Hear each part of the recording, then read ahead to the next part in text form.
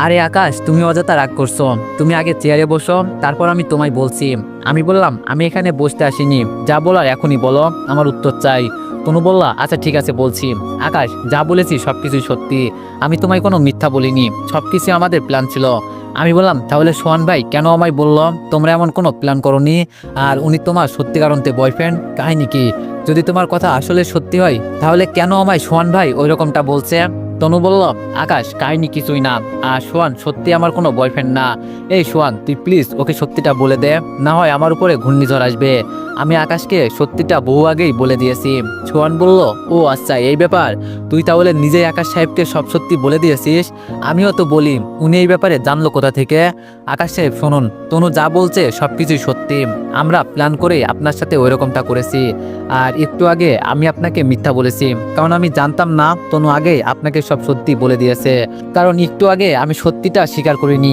সোহানের কথা শুনে আকাশের স্বস্তি ফিরে আসে, তবে রাগের মাত্রা আরো বেড়ে যায়।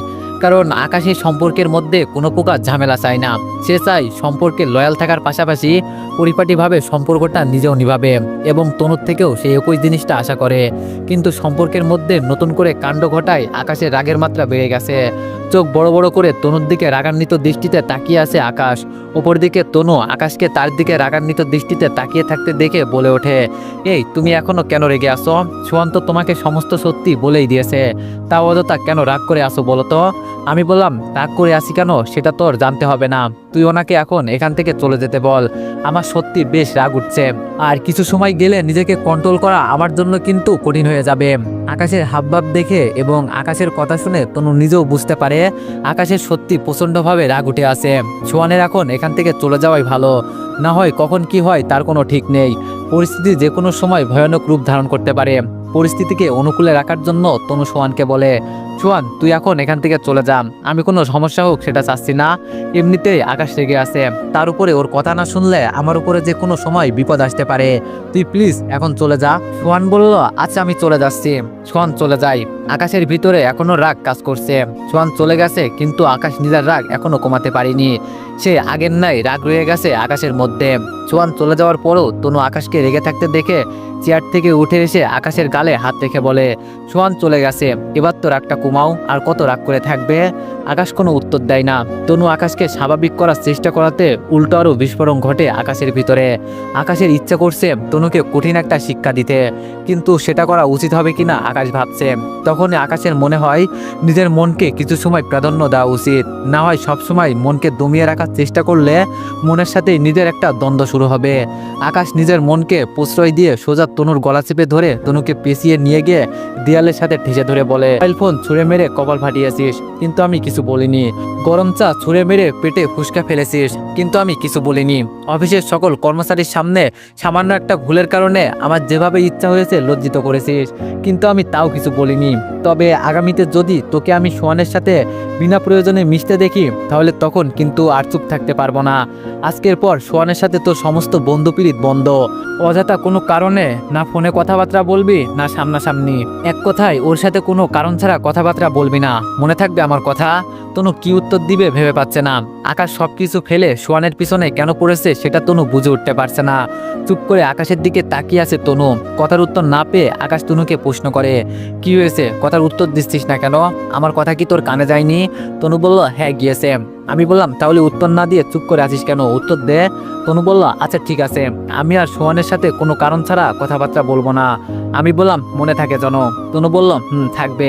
আকাশ তনুর জবানবন্দি পেয়ে তনুর গলা ছেড়ে দিয়ে বলে, নে এবার ছেড়ে দিলাম, আগামীতে বিনা প্রয়োজনে সোহানের সাথে কোনো কথাবার্তা বলতে দেখলে তোর শ্বাসনালী সজোরে চেপে ধরবো। এবারের মতো বেঁচে গেছিস, পরের বার গলা চেপে ধরলে কিন্তু সোজা উপরে চলে যাবি বলে দিলাম। তনু বলল না, আমি আর কোনো কারণ ছাড়া সোহানের সাথে কথাবার্তা বলবো না, কারণ আমি চাই না ওর কারণে আমাদের মধ্যে কোনো ঝামেলা হোক। আমি বললাম আমি ওই কারণে বিনা প্রয়োজনে কথা বলতে না করেছি। তনু বলল আমি বললাম সরি তনু। তনু বলল ওমা সরি কেন? আমি বললাম তুই তাকারি করার জন্য এবং রেগে গিয়ে গলা চিপে ধরার জন্য। তনু বলল আরে সমস্যা নেই, আমি বুঝতে পেরেছিলাম তোমার অনেক রাগ উঠেছে। আমি বললাম ধন্যবাদ বোঝার জন্য। আচ্ছা এবার আমি গেলাম।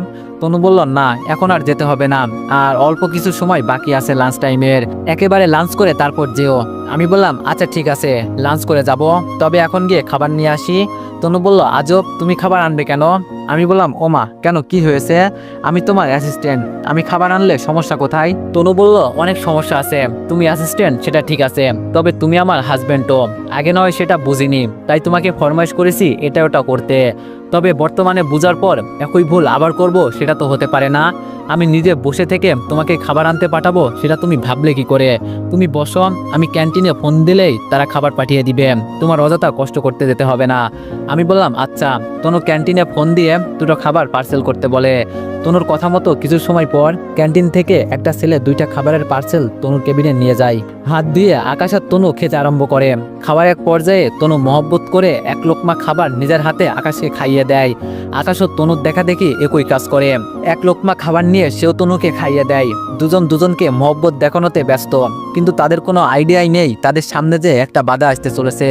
আকাশের কথায় তনু সোহানকে চলে যেতে বলায় সোহান তাদের সামনে কোনো রিয়াকশন না করলেও ভিতরে ভিতরে বেশ অপমান বোধ করে বিষয়টা নিয়ে। সোহানের অনেকটা গায়ে লেগেছে দুজনের আচরণে, বেশি গায়ে লেগেছে আকাশেরটা, কারণ তনু নিজ থেকে এমনটা করেনি, আকাশের কথাতেই সে এমনটা করেছে। সোহান প্রতিশোধ নিবে বলে একটা ফন্দি করতে করতে বাসায় ফিরে আসে। বাসায় ফিরে ফ্রেশ হয়ে নিজের পরিবারের সদস্যদের সাথে খেতে বসে।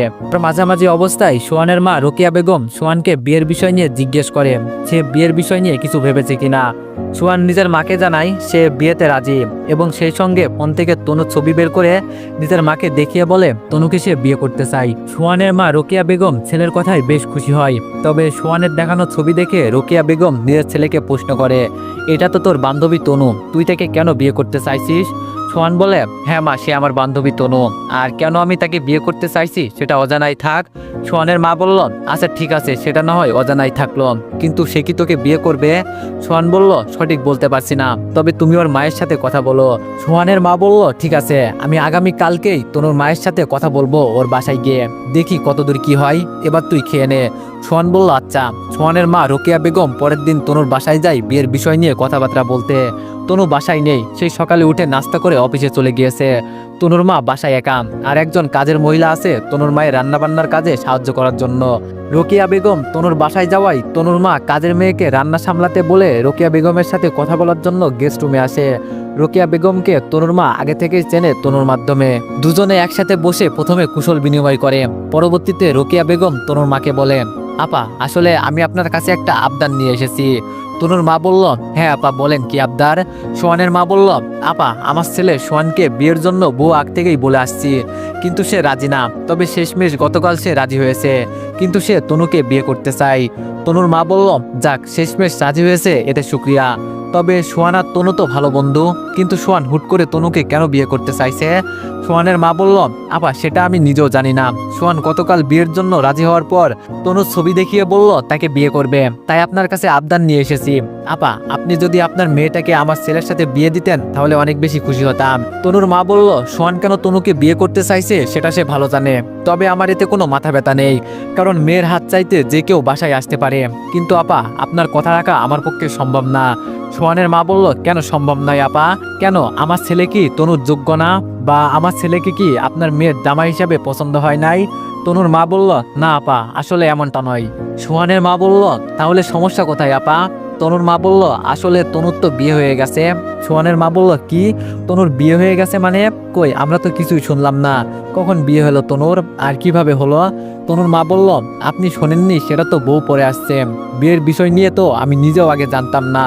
সোহানের মা বলল, তাহলে কিভাবে কি হয়েছে? তনুর মা বলল, তনু নিজেই আমার স্বামীর বিজনেস পার্টনারের ছেলে আকাশকে কিছুদিন আগে বিয়ে করেছে। সোহানের মা বলল, বলেন কি? তনুর মা বলল, হ্যাঁ, এটাই সত্য। তনু আকাশকে বিয়ে করার পর এসে আমাকে তাদের বিয়ের বিষয়ে জানিয়েছে।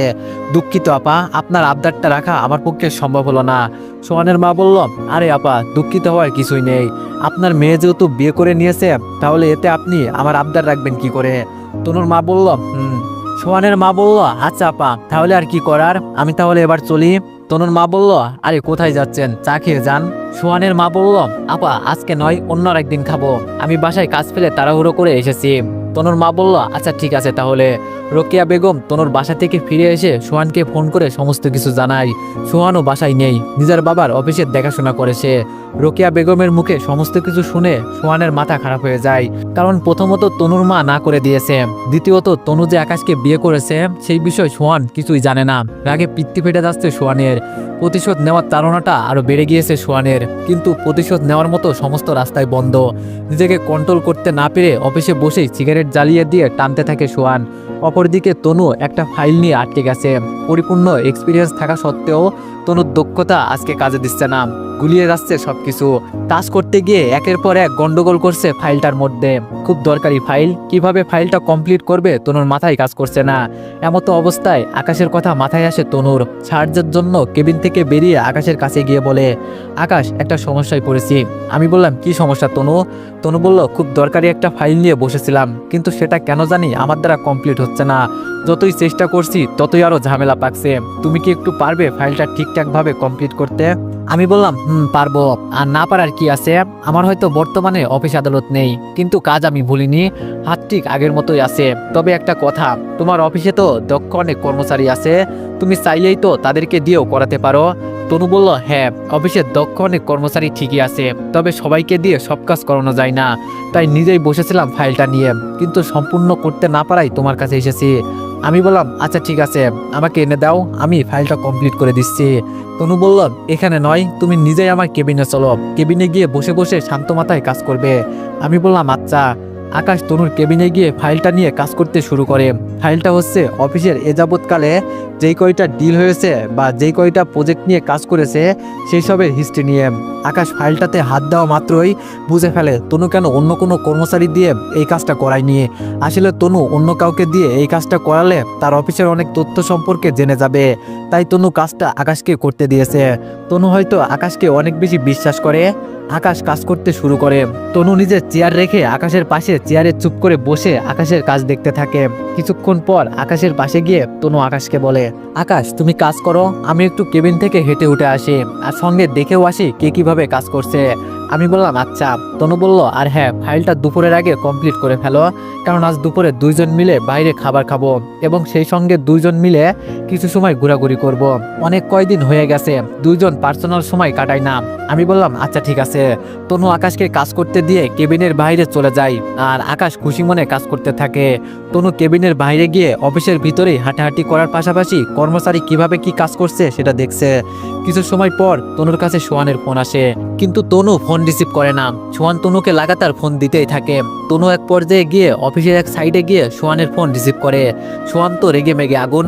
উত্তেজিত কণ্ঠে তনুকে বলে, কি হলো, এত সময় ধরে ফোন রিসিভ করছিলে না কেন? তনু বলল, কাজ করছিলাম তাই ফোন দেখতে পারিনি। আচ্ছা বল কি হয়েছে? সোহান বলল, তনু তোর আর আকাশের নাকি বিয়ে হয়েছে, এটা কি সত্যি? তনু বলল, সত্যি মিথ্যা পরে আসছে, কিন্তু তুই এটা বল যে আমার আর আকাশের বিষয়ে তুই জানলি কি করে? সোহান বলল, তনু সত্যি বেশি দিন লুকিয়ে থাকে না, এক সময় না এক সময় সত্যিটা মানুষের সামনে চলেই আসে, আর আমি সত্যিটা জেনেছি তোর মায়ের মাধ্যমে। কিন্তু এবার বল যে তুই আমাকে এই বিষয় কেন জানাসনি? তনু বলল, সোহান কেন জানাইনি সেটা আমার মধ্যেই থাক। সোহান বলল, না আমাকে কারণ বলতেই হবে তোর। তনু বলল, সোহান আমি এই বিষয় নিয়ে কথা বলতে আপাতত ইন্টারেস্টেড না, আমি ফোন রাখলাম, আমার গুরুত্বপূর্ণ কাজ আছে। তনু টুস করে ফোনটা কেটে দেয়। সোহানের রাগ চূড়ায় পৌঁছে যায়। তনু ফোন কেটে দেওয়ায় হাতে থাকা ফোনটা সজোরে দেয়ালে ছুঁড়ে মারে। রাগ চরম সীমানায় পৌঁছে গেছে সোহানের, তাকে ফসফস করতে থাকে সে। অপরদিকে তনু ফোন কেটে দিয়ে কর্মচারীদের কাজ দেখায় ব্যস্ত হয়ে পড়ে। দেখতে দেখতে দুপুর হয়। তনু কেবিনে চলে যায়। আকাশের কাজও শেষ, নিখুঁতভাবে ফাইলটা কমপ্লিট করেছে আকাশ। তনু খুশি হয়ে আকাশের কপালে একটা চুমু এঁকে দেয়। পরবর্তীতে ফাইল সামলে রেখে আকাশকে সঙ্গে নিয়ে অফিস থেকে বেরিয়ে পড়ে। গাড়ি ড্রাইভ করে প্রথমে দুইজন একটা রেস্টুরেন্টে গিয়ে খাওয়া দাওয়া করে। খাওয়া দাওয়া শেষে রেস্টুরেন্ট থেকে বেরিয়ে ভরা দুপুরে কঠোর রোদের মধ্যে দুজন একটা পার্কে যায়। পার্ক পুরো খালি, আর এই দুপুরবেলায় কে বা পার্কে ঘুরতে আসে? আকাশ আর তনু ছাড়া পার্কে আর তেমন কেউই নেই। পার্কের এক পাশে ছায়ার মধ্যে দুইজন একটা বেঞ্চের উপরে বসে। তনু বেঞ্চে বসে আকাশের কাঁধে মাথা রেখে পিছন থেকে হাত দিয়ে আকাশকে জড়িয়ে ধরে। আকাশের ভিতরে খুশির জোয়ার বইছে। তনু আকাশের কাঁধে মাথা রেখে তাকে জড়িয়ে ধরায়। আকাশ মুহূর্তটাকে উপভোগ করতে থাকে, সেই সঙ্গে সারা জীবন তনুর সাথে এভাবে হাসি খুশি থাকার পরিকল্পনা করতে থাকে। এমন সময় হুট করে আকাশের মনে একটা প্রশ্ন জাগে, তনু তার সাথে আজীবন এভাবে থাকবে তো? কারণ তনু তো তাকে শুধু 3 বছরের জন্য বিয়ে করেছে। এই বিয়েটা শুধু 3 বছরের জন্য, কথাটা মনে পড়তেই চেহারা মলিন হয়ে যায় আকাশের। চোখ মুখ কালো করে তনুকে প্রশ্ন করে, আচ্ছা তনু, তুমি কি আমায় 3 বছর পর ছেড়ে চলে যাবে? তনু বলল, আজব, ছেড়ে কেন যাব? আমি বললাম, তাহলে এগ্রিমেন্টের মাধ্যমে শুধু 3 বছরের জন্য কেন বিয়ে করেছো? তনু বলল, আসলে সেটা করেছি তোমার উপরে বদলা নেওয়ার জন্য।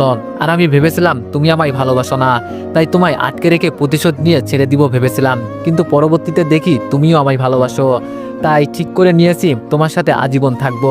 আর এগ্রিমেন্ট বাতিল করে দুইজন সারা জীবনের জন্য আবারও বিয়ে করব। আমি বললাম, সত্যি? তনু বললাম, আমি বললাম, কিন্তু তনু, আমার যে কিছুই নেই বর্তমানে, আমায় বিয়ে করলে তো তোমার তেমন কোনো ফায়দা হবে না। তনু বলল, আকাশ, ফায়দার জন্য সবাই বিয়ে করে না, আর আমার ফায়দার কোনো প্রয়োজন নেই। নিজের যেটুকু আছে সেটা দিয়ে চলবে আমার। এছাড়া তোমার কিছু নেই তো কি হয়েছে, আমার তো আছে। আমি নতুন একটা কোম্পানি খুলবো, যেটার দায়িত্ব আমি তোমায় দিব। তারপর তুমি একটা অফিস সামলাবে আর আমি একটা সামলাবো। আকাশ তনুর কথার উত্তরে মুচকি একটা হাসি দেয়। আকাশের কাছে সবকিছু কেমন যেন স্বপ্নের মতো লাগছে। যেই মেয়েটা প্রতিশোধ নেওয়ার জন্য 3 বছরের এগ্রিমেন্ট করেছে, সেই মেয়েটাই আজ তাকে নিয়ে সারা জীবন কাটানোর পরিকল্পনা সাজাচ্ছে। কল্পনায় বিভোর আকাশ। পাশ থেকে তনু আকাশকে চুপ থাকতে দেখে বলে, এই আকাশ, চুপ করে আছো কেন? কথা বলো। আকাশ, তুমি জানো আমি আরেকটা প্ল্যান করেছি। আমি বললাম, কি প্ল্যান?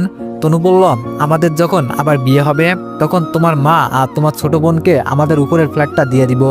তাহলে আমাদের আর বেশি সময় নষ্ট হবে না শ্বশুর বাড়িতে যাতায়াত করতে। এছাড়া 2 বেয়ান মিলে একসাথে সবসময় গল্পগুজব করতে পারবে। তনুর কথা শুনে আকাশ খুশিতে আত্মরা হয়ে তনুকে এক হাত দিয়ে নিজের কিছুটা কাছে টেনে নেয়। এরপর সেও তনুর দিকে এগোতে থাকে। তনু আকাশের এগোনো দেখে চোখ বন্ধ করে ফেলে, কারণ সে বুঝতে পারে যে আকাশ এখন কি করবে, তাই সে চোখ বন্ধ করে ফেলেছে। আকাশ তনুর দিকে এগিয়ে গিয়ে তনুর উষ্ণ ঠোঁটে নিজের ঠোঁট ছোঁয়ায়। তনু আকাশকে রেসপন্স করছে। দুজনে কিছুটা সময় ঠোঁটের ব্যায়াম করে। এরপর একে অপরকে ছেড়ে দিয়ে কথাবার্তা বলে অনেকটা আনন্দের মুহূর্ত কাটায়। বিকাল হয়ে এসেছে। দুজন পার্ক থেকে বেরিয়ে বাসায় যাওয়ার উদ্দেশ্যে গাড়িতে এসে বসে।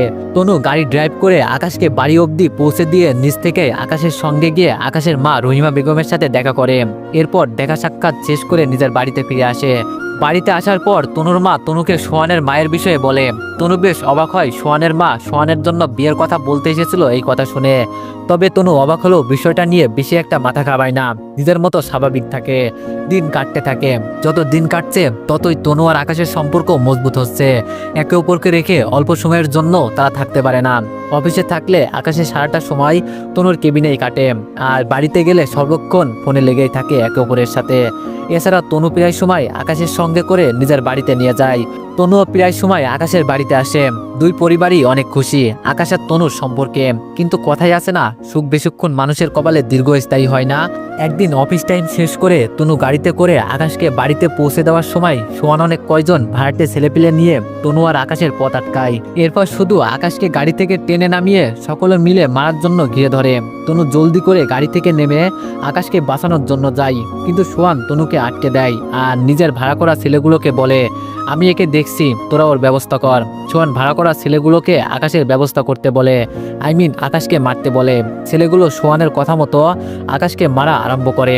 কিন্তু কিছু সময় পর বিকট একটা আওয়াজ হয়, আর সেই সঙ্গে সোহানের ভাড়া করা লোকজন আকাশকে মারা বাদ দিয়ে পিছাতে শুরু করে। সবাই ভূত দেখার মতো চমকে আসে। কারো সাহসে আর কুলাচ্ছে না আকাশের গায়ে হাত দেওয়ায়। সবার সাহস মুহূর্তের মধ্যে রাস্তা বদল করে পালিয়েছে। আকাশ মাটি থেকে উঠে দাঁড়ায়। ছেলেগুলো আকাশকে মাটিতে ফেলে দিয়েছিল মারার সময়। আকাশের হাতে মানুষ টপকে দেওয়ার যন্ত্র, মানে হলো আকাশের হাতে পিস্তল। আর একটু আগে যে আওয়াজটা হয়েছে সেটা আকাশের পিস্তলের আওয়াজ ছিল। আকাশের সহ্যের সীমা ছাড়িয়ে যাওয়ায় আকাশ পিস্তলটা কোমর থেকে বের করে হাওয়ায় চালিয়েছে। আর সেটা দেখে সোহানের ভাড়া করা লোকজন আকাশকে মারা বাদ দিয়ে দূরে সরে যায়। সবাই হতবাক আকাশের হাতে পিস্তল দেখে, বিশেষ করে সোহান আর তনু। আকাশ পিস্তলটা হাতে নিয়ে নাড়াতে নাড়াতে সোহানের ভাড়া করা ছেলেগুলোর কাছে এগিয়ে গিয়ে বলে, দম ফুরিয়ে গেছে তোদের, মারবি না আমায় আর? আয় মার এখন আমাকে। তোরা 8 থেকে 10 জন আর আমি একা। তোরা সকলে মিলে একসাথে দলবদ্ধ হয়ে আমার উপরে ঝাঁপিয়ে পড়লে আমার অস্তিত্ব সহ খুঁজে পাওয়া যাবে না। দে, শুরু হয়ে যায় এবার। সবাই চুপ করে থাকে। আকাশের কথার প্রতি উত্তরে কেউ কোনো কথা বলবে সেই সাহসটা পাচ্ছে না। আকাশের হাতের পিস্তলটা যেন সকলের মুখের বলি বন্ধ করে দিয়েছে। সবাই মাথা নিচু করে দাঁড়িয়ে আছে। ইতিমধ্যে সকলেই বুঝে গেছে তারা ভুল মানুষের খপ্পরে পড়েছে। সকলে মিলে একসাথে আকাশের যেই ক্ষতিটা করবে, আকাশ সেকেন্ডের মধ্যেই চাইলে উল্টো তাদের আরো বেশি ক্ষতি করার ক্ষমতা রাখে। সকলে নিশ্চুপ, সারা শব্দ নেই কারোর। আকাশ বুঝে যায় সোহানের ভাড়া করা লোকজনের সাহস কতটা। অযথা সময় নষ্ট না করে সোহানের কাছে চলে যায় আকাশ, কারণ ভাড়া করা লোকজনের সাথে কথা বলে আর কোনো ফায়দা নেই। সবকিছুর ভূমিকায় যে আছে তার সাথেই কথা বলা উচিত। সময় নষ্ট না করে বুদ্ধিমানের মতো সোহানের সামনে গিয়ে দাঁড়ায় আকাশ। সোহানের চোখ কপালে উঠে আসে। সায়স্তা করতে এসে উল্টো সোহান নিজেই যেন সায়স্তা হয়ে গেল। চেহারার ধরন পাল্টে গেছে সোহানের। শুরুতে যেমন তেজ নিয়ে কথাবার্তা বলছিল, বর্তমানে তার কোনো ছিটেফোঁটাও নেই সোহানের মধ্যে। সোহানের পরিবর্তন দেখে আকাশের প্রচন্ড হাসি পাচ্ছে। তাও কোনো মতে হাসি থামিয়ে সোহানকে বলে, আমার 12টা বাজাতে এসে উল্টো তোর নিজেরই 12টা বেজে যাচ্ছে। জানিস কোমরে পিস্তল গুজে রাখা শৌখিন মানুষ আমি। তুই আমাকে সাধারণভাবে নিয়ে অনেক বড় ভুল করেছিস। না হয়তো আজ তোর এতটা অবাক হতে হতো না আমায় দেখে। অবশ্য তুই শুধু একা নয়, আমি নিজেও অবাক। কারণ কেন জানিস, গত 5 বছর আগে যখন আমার বাবার অডেল সম্পত্তি ছিল, তখন আমি আমার বাবার টাকা নষ্ট করে শখের বয়সে এই জিনিসটা কিনেছিলাম। কিন্তু কখনোই আমি এই জিনিসটা নিজের সঙ্গে নিয়ে বের হয়নি, আর না এই জিনিসটা আমার কখনো কাজে লেগেছে। তবে আজ অফিসে আসার সময় কেন জানি ইচ্ছে হলো জিনিসটা নিজের সঙ্গে নিতে, তাই অফিসে আসার পূর্বে জিনিসটা নিজের সঙ্গে নিয়েছি। কিন্তু এখন দেখ, আজ জিনিসটা সঙ্গে নিয়ে বের হওয়ায় আমার অনেক ফায়দা হয়েছে। তার জন্য নিজেরও অবাক লাগছে। এবার বল, জিনিসটা কি সত্যি কাজে লাগাবো? আকাশের কথা শুনে সোহান তনুকে সামনে এগিয়ে ধরে বাঁচার জন্য, আর সোহান তনুর পিছনে লুকিয়ে পড়ে। সোহানের কাণ্ড দেখে আকাশ আর নিজের হাসি থামিয়ে রাখতে পারে না। শব্দ করে হেসে দিয়ে সোহানকে বলে, তনুকে সামনে এগিয়ে দিলে কোনো কাজ হবে না, তাই নিজের ভালো চাষতো তনুকে ছেড়ে দে। না হয় যতই তাল বাহানা করিস না কেন, নিশানা কিন্তু ঠিক আমি তোর কপালেই লাগাবো। সোহান ভয় পেয়ে তনুকে ছেড়ে দেয়। সোহানের থেকে ছাড়া পেয়ে তনু দৌড়ে এসে আকাশকে জড়িয়ে ধরে কাঁদতে শুরু করে। আকাশ তনুকে শান্ত করে তনুর মাথায় হাত বুলিয়ে দিয়ে বলে, তনু একদম কান্না করো না। আমার হাতে যেই যন্ত্রটা আছে সেটার কারণে আমাদের সমস্ত বিপদ কেটে গেছে। তনু, আমি বাকি 8-10টা মানুষের মতো সাধারণ মানুষ, কিন্তু তোমার জন্য সাধারণ থেকে গুন্ডা মাস্তানে পরিণত হতে আমি 1 সেকেন্ডও ভাববো না। তনু বলল, আকাশ আমি ভাবতেই পারিনি সোহান এমন। আমি তাকে বেস্ট ফ্রেন্ড ভেবেছিলাম, কিন্তু সে আমার জীবনে সুখ শান্তি কেড়ে নিতে উঠে পড়ে লেগেছে। আকাশ তুমি সোহানকে একটা চরম শিক্ষা দাও, যাতে করে আগামীতে সে তোমার আর আমার মাঝে কখনো ঝামেলা করার সাহস না পায়। আমি বললাম, তনু এমনিতেও সে আর আগামীতে আমাদের মাঝে ঝামেলা করার দুঃসাহস করবে না, কারণ এমনিতেই তার শিক্ষা হয়ে গেছে। আগামীতে মনে হয় না আর সে কিছু করার সাহস পাবে। তবে যদি সাহস করেও থাকে তাহলে সে নিজের পায়ে নিজেই কুড়াল মারবে। আর সোহান ভাই আমার শোন, আমাদের দুজনের বিয়ে হয়ে গেছে, আমরা দুজন স্বামী স্ত্রী, তাই তুই অযথা কাবাব মেয়ে হাড্ডি হতে আসিস না। মানুষ জীবনে বড় ধরনের বিপদ থেকে ভাগ্যক্রমে একবার বেঁচে যায়, তবে প্রতিবার যে বেঁচে যাবে তার কিন্তু কোনো নিশ্চয়তা নেই। পরের বার তুই কিছু করতে আসলে তোর জন্য আমাকে সাধারণ মানুষ থেকে দাগি আসামি হতে হবে, যেটা তোর জন্য কখনোই মঙ্গলকর হবে না। তাই এবার একটা সুযোগ দিলাম, সেটা কাজে লাগিয়ে ভালো হ, আর আমার সমস্ত কথা মাথার ভিতরে ঢুকিয়ে নে। এবার চললাম আমরা। এই তনু চলো। পিস্তলটা কোমরে রেখে আকাশ তনুকে নিয়ে গাড়িতে এসে বসে। তনুর চোখ দিয়ে এখনো পানি পড়ছে। আকাশ গাড়িতে উঠে তনুর চোখের পানিগুলো মুছে দিয়ে তনুকে বুকে আগলে নিয়ে কিছুক্ষণ জড়িয়ে ধরে। তনু আকাশকে জড়িয়ে ধরে। আকাশের বুকে মাথা রাখার খানিক পরে তনু পুরোপুরি স্বাভাবিক হয়ে যায়। স্বাভাবিক হওয়ার আকাশের বুক থেকে মাথা উঠিয়ে তনু আকাশের ঠোঁট দখল করে নেয়। আকাশও কম কিসে, সেও তনুর আচরণে সাড়া দিতে ব্যস্ত। দুজনের মধ্যে আবারও কিছুটা রোমান্টিক কাজ করবার ঘটে। দুজনে আবারও কিছু সময়ের জন্য ঘনিষ্ঠ হয়। মিনিট 5 একে অপরের সাথে মিশে থাকে। এরপর একজন আরেকজনকে ছেড়ে দিয়ে দুজনেই সিটে বসে। তনু গাড়ি স্টার্ট করে ড্রাইভ করতে শুরু করে, আর আকাশ চুপ করে তনুর পাশে বসে আছে। তনু গাড়ি ড্রাইভ করতে করতে আকাশকে বলে,